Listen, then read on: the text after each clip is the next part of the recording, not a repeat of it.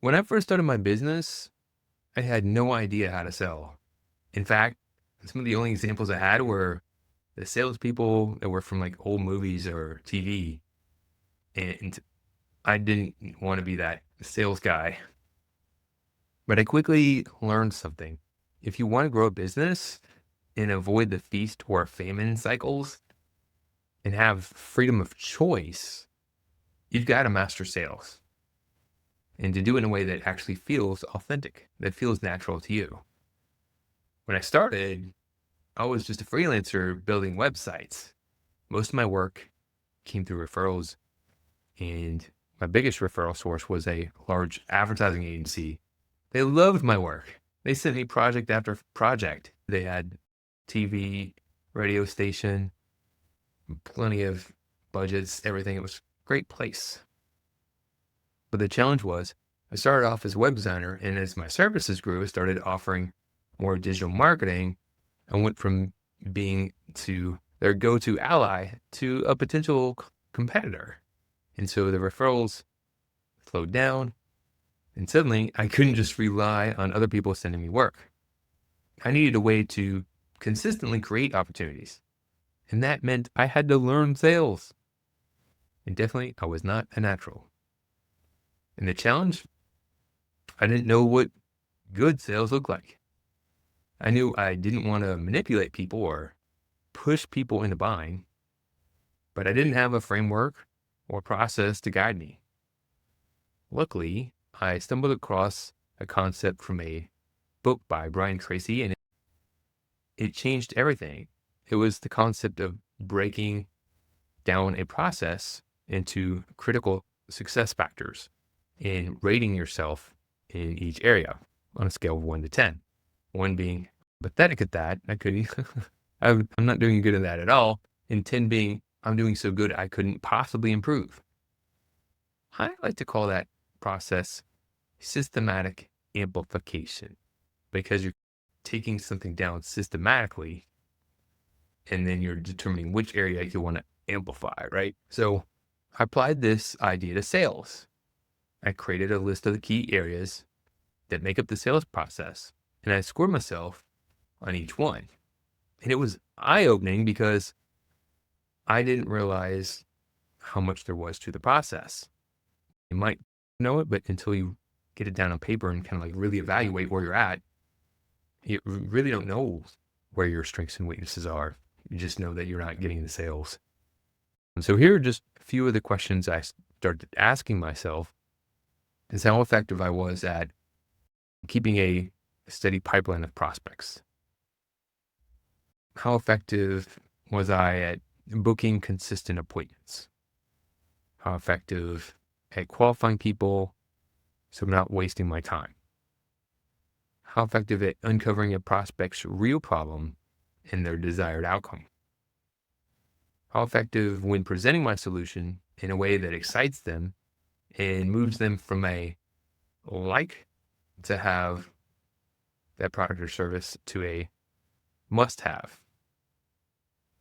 How confident was I at handling objections competently? And then was I confident and consistent with asking for referrals? Again, I call this process systematic amplification because you're breaking something down, identifying the weak areas, and amplifying your strengths. Once I had my list, I started focusing on the weakest areas. I listened to podcasts, listened to audiobooks, took workshops, even got some sales coaching. I invested a lot of time and money into the development because I realized if I didn't, I'd be losing money, right? Every day that you're not empowered to get more opportunities, you're losing opportunities. You're losing opportunity potential.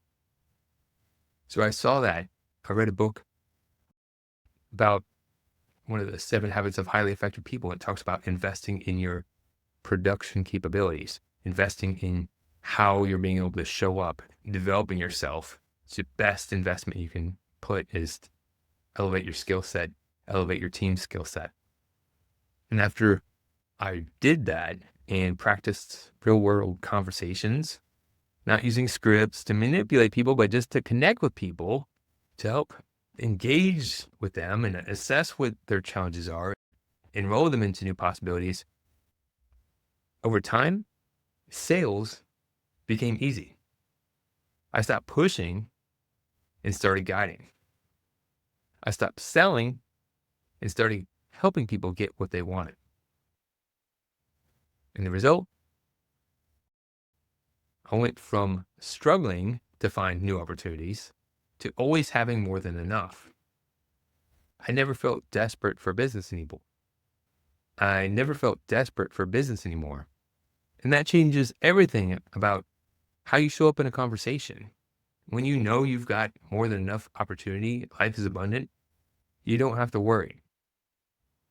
And I learned that sales isn't about pressure, it's about clarity.